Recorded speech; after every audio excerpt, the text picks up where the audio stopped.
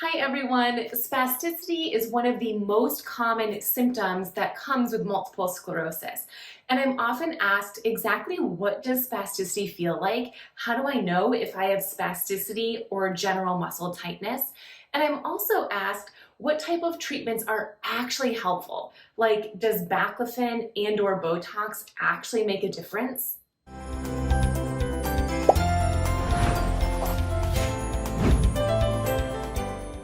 My name is Dr. Gretchen. I am a physical therapist and a multiple sclerosis certified specialist.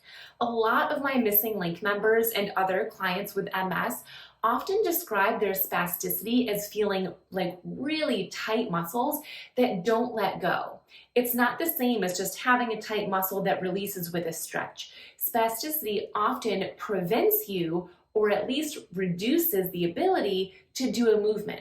For example, if you tried to straighten your knee, it might not move at all because your hamstrings are so tight and keeping your knee in a bent position.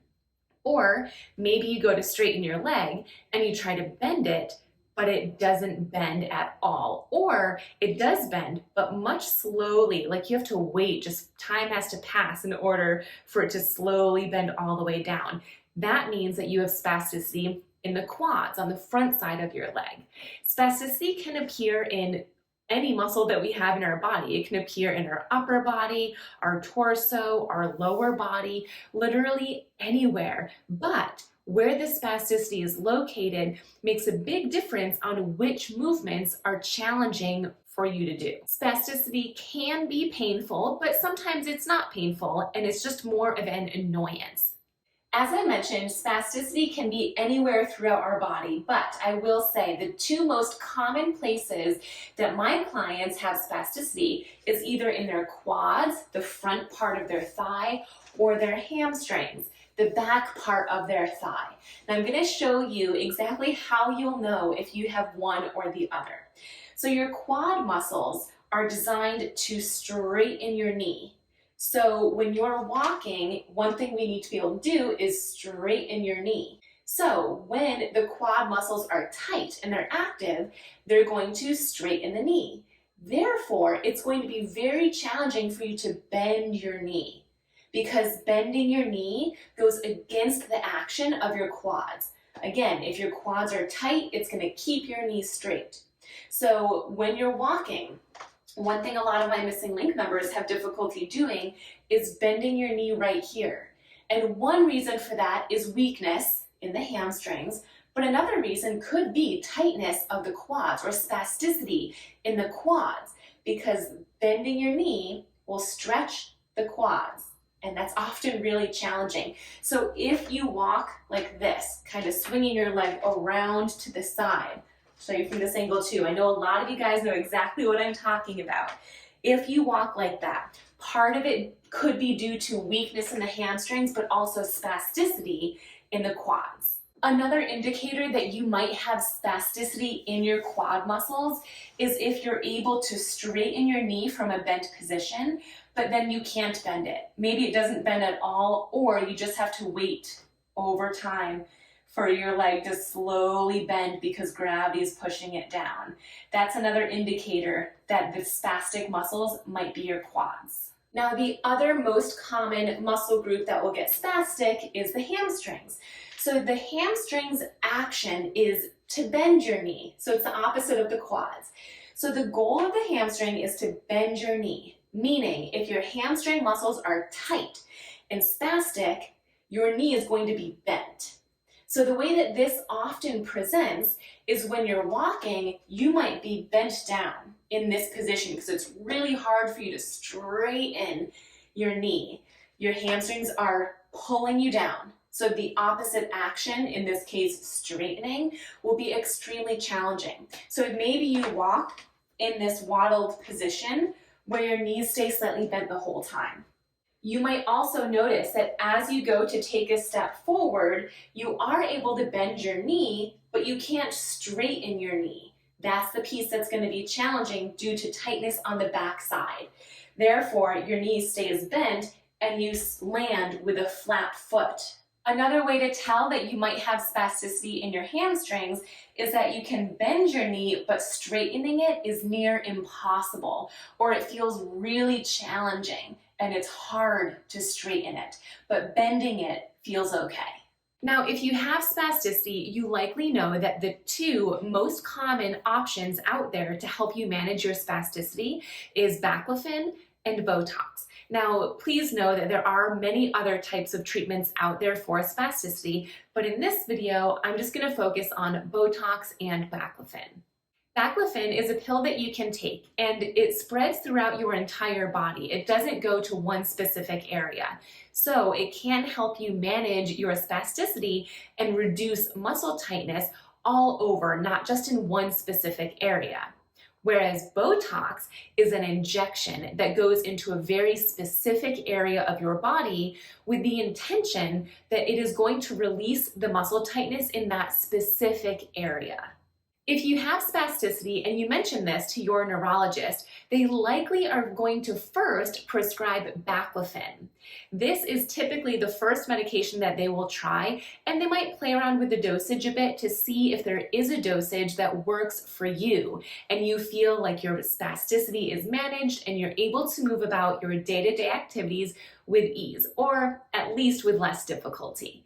The second thing that they will likely try if you both determine that Baclofen didn't help is Botox. This is also called botulinum toxin, and this is the one where it goes into a specific muscle group.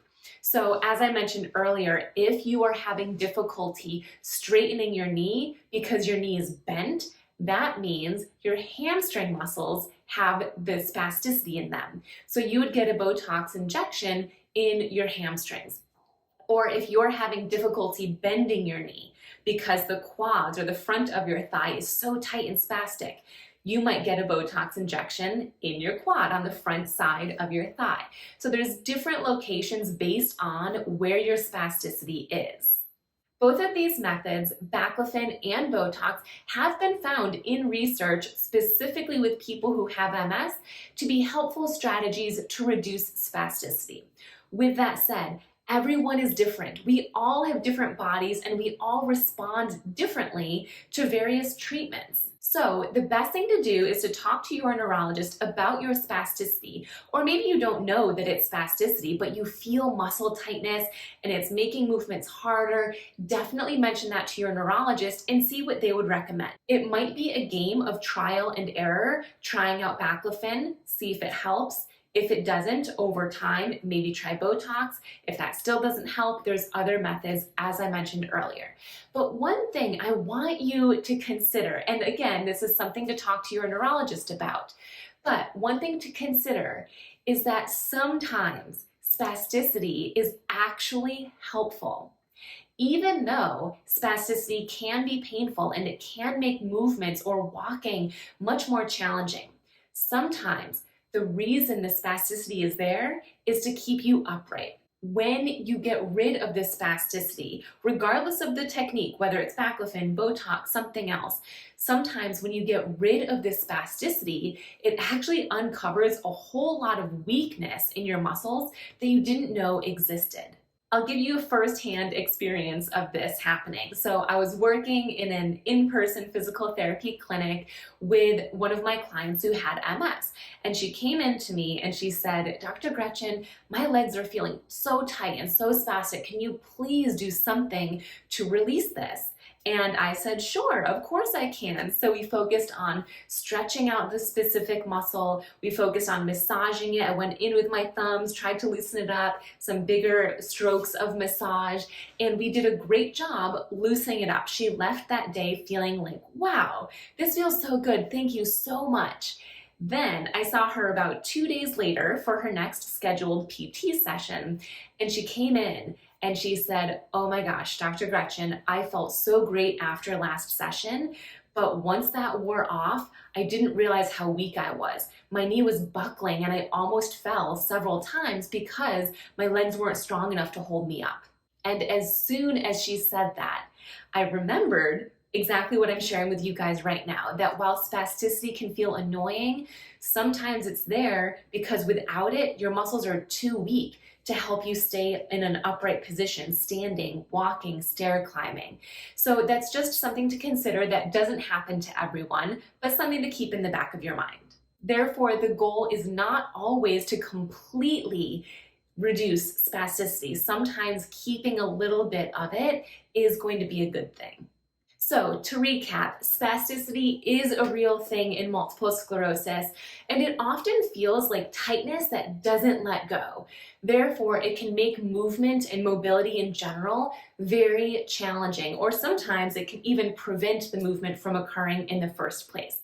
It can be anywhere throughout our bodies, our hips, our quads, our hamstrings, our ankles, even our elbows, our shoulders, our neck, our torso. It can be anywhere. Sometimes it can be painful, but other times there might be no pain at all. Two treatments that are available are Baclofen or Botox. Talk to your neurologist to see which might be the best for you. And another really important piece here is knowing how to stretch and release the muscles on your own. I have a few other YouTube videos explaining this, but if you are looking to figure out exactly which muscles might be causing this difficulty with walking or difficulty moving, you might want to consider looking into my online MS wellness program, The Missing Link. In this program, I have my favorite MS-specific stretches, and I also review the 3 different ways to stretch, including the one that is most effective for spasticity. As always, if you do want to learn more, check the text section below and you'll find 2 links. The first link is a behind-the-scenes video that you can watch on your own time. It shows you a behind-the-scenes look of the program. And the second link is a link to sign up for a call with me where I will show you a sneak peek into the program and we can chat and see if the program would be a good fit for you and your goals or not. Thanks for tuning in.